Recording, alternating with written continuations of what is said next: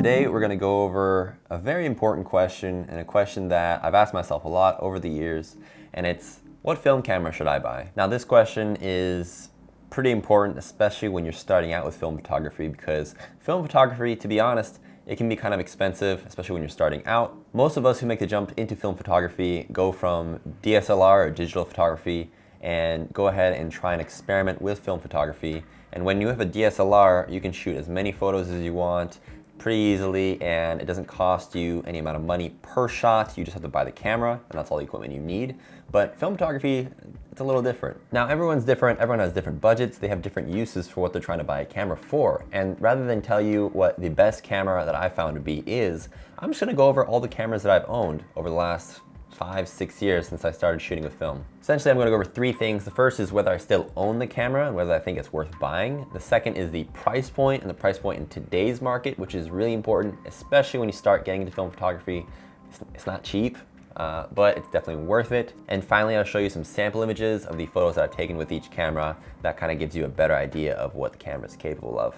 Just a note, when I first started getting into film photography, the easiest way that I found cameras that I wanted to test or also just kind of purchase or find YouTube videos on, I went on Instagram and I found the photos that I liked, the photos that I wanted to replicate the colors or the sharpness or kind of the style of those images.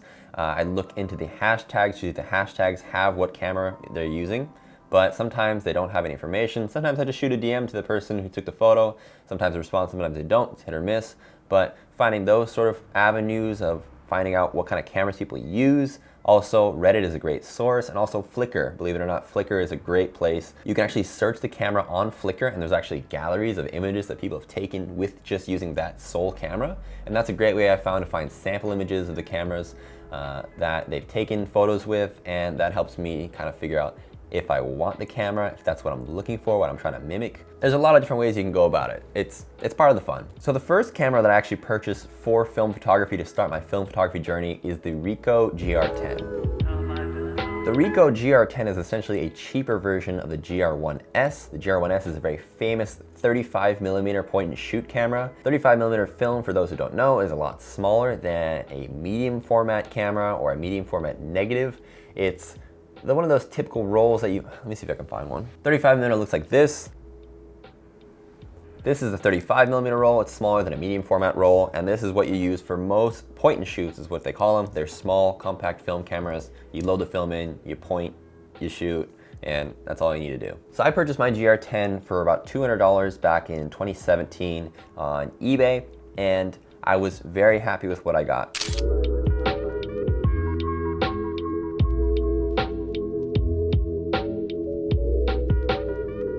I got it for near mint. Nowadays, near mint goes for around the same price, about $230, $250. I haven't seen many people actually shoot with it, even up until today, but I love the camera. It was really easy to use. I took it on my trips to Europe. I took it and shot a lot in Japan.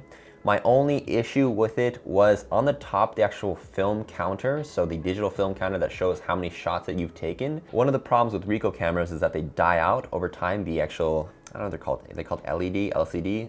Someone let me know. What is that kind of view display on the top that's digital? I didn't know after a few shots what shot I was on, so I had to keep mental track of the number of shots. That was a downside.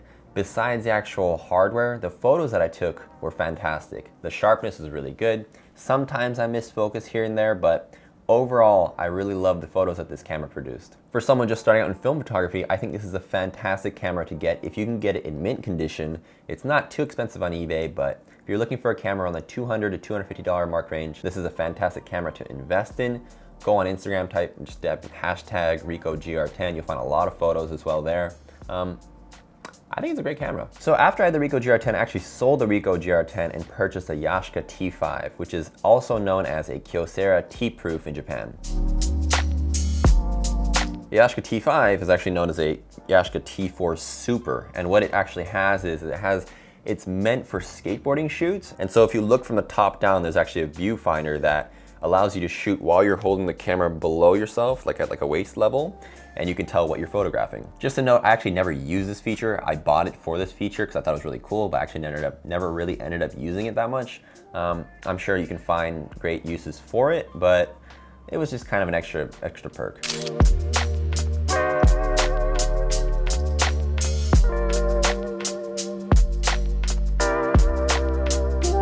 Now I purchased this camera for around $350 back in 2017, I think, and it goes nowadays for more than that, around $500 to $600. I really enjoyed using this camera. I thought the autofocus was very good. I only missed focus a few times here and there, but the actual build quality was really good. We took this into venues, we took this outside. I think it was like weather resistant. I mean, I had it out in the rain. It really performed well in pretty much any situation. The things I look for in a good point and shoot are whether or not they're really easily accessible. Like if you have it in your pocket, I just want to pull it out, focus, shoot real quickly, especially because I do a lot of street photography. And this camera is awesome. I really highly recommend it. It's a little bit pricey nowadays. It was much cheaper back in the day. I wouldn't necessarily call this a camera for somebody who's just looking to start in film photography. Maybe it's a second or third camera you purchase. It was my second camera and I really fondly look back on it. Now the reason why I sold the YASHICA T5 is because I really wanted to get the CONTAX T2. So I purchased the CONTAX T2 in 2018, I think, and I actually sold my T5 for around, I think $400 and bought the T2 for $600. So it wasn't as expensive as it is now back then. Nowadays, I think you can get a mint T2 for like $900 to $1,000, $900. And to be honest, I wasn't the biggest fan of the T2. Now don't get me wrong, the quality of the images that I took with the T2 were very good. The sharpness was incredible. It was a big step up from the YASHICA T5. But personally, my biggest qualm with the T2 was that the actual size and ergonomics of the camera, I wasn't a big fan of. It was really long and it was kind of heavy and it just wasn't as small or portable as, for instance, the T5 or the other cameras that I'd owned. I think most people just getting into film photography will hear about the CONTAX T2 a lot because it is a very high grade and expensive camera, and that's the first camera that people often recommend that you should buy if you're really serious about getting into film photography. I don't think so at all. I think there are a lot of other better alternatives for beginners getting into film photography, and even people who are in the mid or professional, not professional, but pretty seasoned film photographers. I don't think that the T2 would necessarily be one that I would recommend. But don't get me wrong, the photos that I took with it they came out really nice.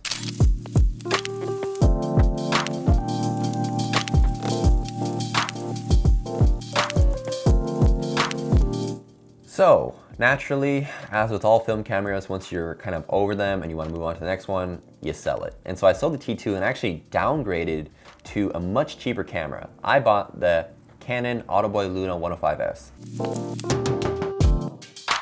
And believe it or not, the CANON AUTOBOY Luna has been and still is one of my favorite cameras. I purchased this camera for around $30, that's it, compared to the $600-700 price range of the T2. I had no clue and I didn't really expect much from the AUTOBOY Luna. I only purchased it because I really liked the timestamp on it. It was in Japanese kanji, and in Japan it was really cheap, and so I decided to try it out. And man, I really liked the photos that it took.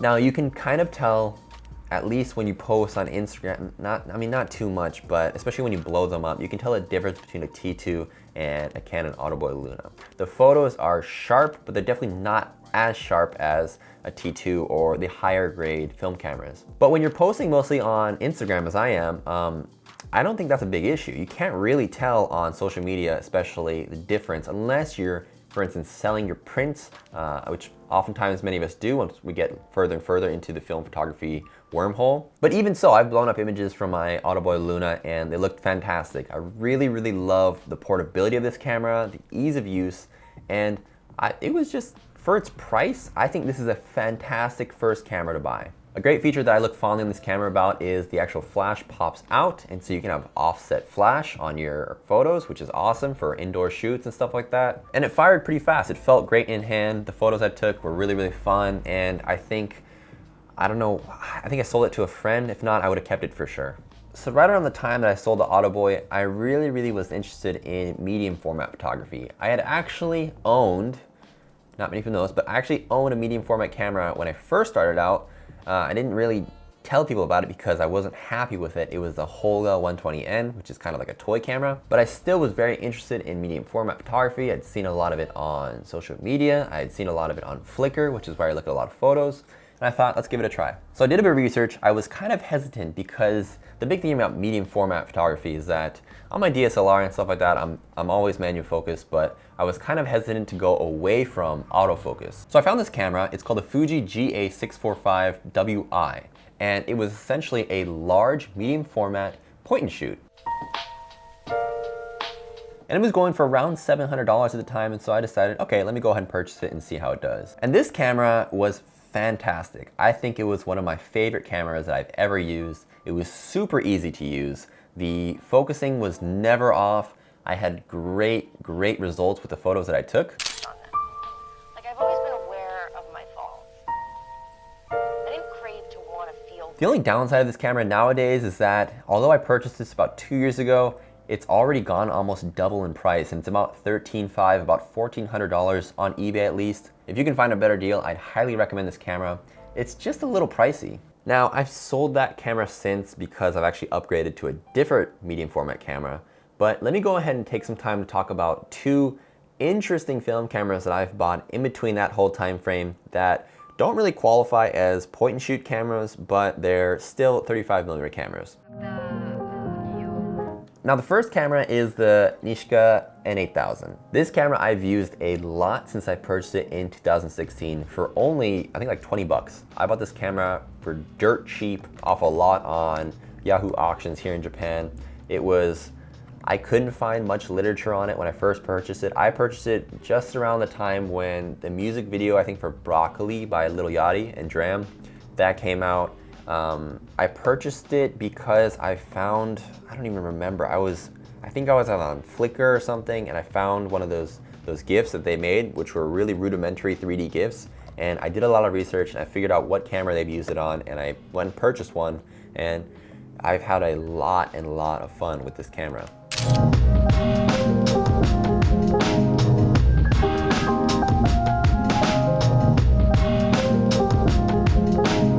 And to be honest, this camera really handles really terribly. It's essentially a toy camera. It's really clunky. I've had rolls stuck, ripped. I've had to kind of jam stuff out. I've actually broken one of these. I purchased another one like a couple months after I bought my first one. This is actually my second one I've had. And now these cameras go for an absurd price because of their popularity. They go for, I think, they go for like $250 or $300 now, which is ridiculous. These cameras, at least their build quality wise, they're not worth more than 20, 30 bucks. They're all plastic, they're really bad. However, the quality of the film photos, or I wouldn't even say it's the quality of the film photos, it's what you can do with this camera, which is the greatest appeal. 3D photos, which what I've kind of progressed a lot of my professional work on, is a really different way of looking at things, and if you can find ways to incorporate it into your work to showcase people or products in a more interesting way, I think this is a fantastic tool if you want to get into it. But yeah, this camera, I'd highly recommend if you're interested in getting into 3D photography. I've had it for over, I think almost 5 or 6 years now. It's been great. Since my second one, I haven't had any issues with this guy yet. And it's been a fun journey. Now, another fun film camera that I've purchased in between all of that jazz that I've bought kind of to test it out and see what it's all about is the FUJI RENSHA CARDIA. Now the FUJI RENSHA CARDIA, I've actually made a video about this. It has 8 lenses rather than 4, and it doesn't take it all at the exact same time. What you have to do is you have to shoot stuff basically in sequential order. It's like a really fast shutter speed. You can actually modify the speed of the shutter speed, and essentially it's like a stop motion film camera. I haven't really done a lot, to be honest, with this film camera. I've shot like 3 or 4 rolls and made some GIFs, but I feel like this also, you could do a lot of interesting stuff similar to the NISHIKA.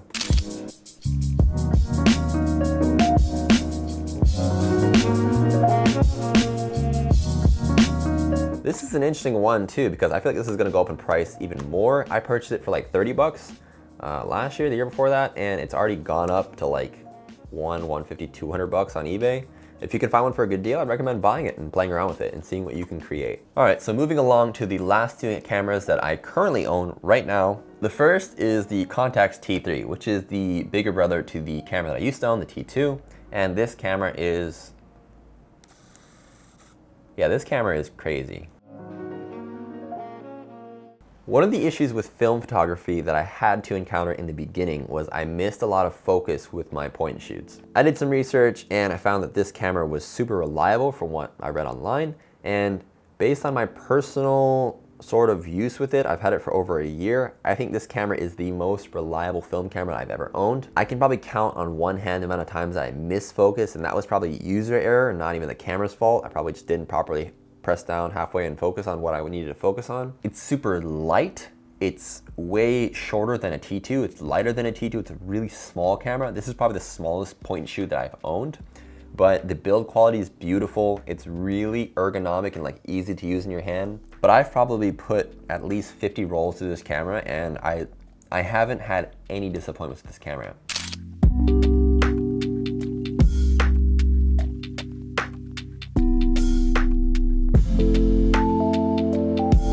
I purchased mine for about $1,600 bucks. I think it was like 1,650 bucks from a shop in Yokohama. I think on eBay nowadays for mint, they go around 1,800 to 2,000, which when you're first starting into film photography, like it's an insane amount of money. I mean, it still is an insane amount of money to spend on like a small camera, but I've used this camera a lot for professional work. I think I've gotten a lot of use out of this camera.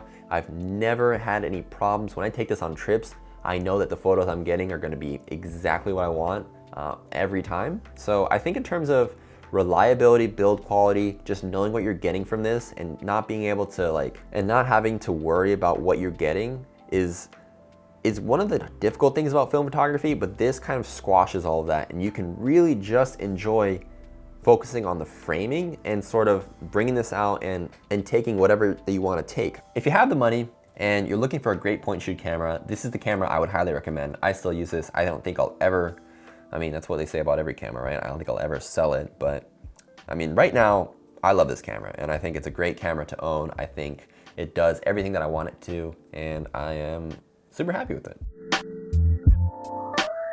Now, the final camera that I'm gonna talk about today is the MAMIYA 7, which I just purchased like maybe like a month ago, and I've only shot like 4 or 5 rolls through it so far. This camera, from my initial sort of reaction response to how it's been working, I'm blown away. It's my first rangefinder camera, so I've been getting used to sort of focusing, and the first roll I had a little bit of issues with, but besides that, I've gotten used to it. And I've seen a major difference in the quality of images that I've taken with this compared to, for instance, the FUJI GA645wi. That's a great camera as well, but this is definitely the pinnacle of what I've used so far.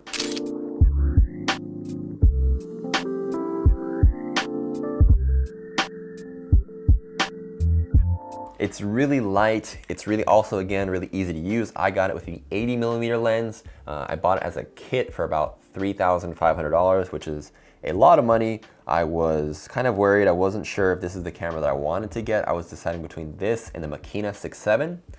The reason why I bought this again was because of reliability, build quality, and I wanted to shoot more professional medium format work, and so this is a camera I wanted to get and kind of expand the style of my work. I'm really excited to use this more. I'm really excited. Yeah, I'll definitely make a video after I shoot a bunch more rolls with this and kind of use it out more in the field and let you guys know my final verdict on this camera. So yeah, that's all the cameras that I've owned up until this point, just in terms of film photography. I think everyone is in a different area or spectrum of the film photography journey. I think when you're first getting into film photography, obviously budget is a huge issue, and also you want essentially the best bang for your buck. And from the cameras that I've used, I wouldn't say that there's like one especially that I would purchase at the beginning, but if you're looking to save a little bit of money and you're looking for a great camera, I definitely recommend the AUTOBOY, the Luna from Canon. I think it's a great and reliable camera to start out with.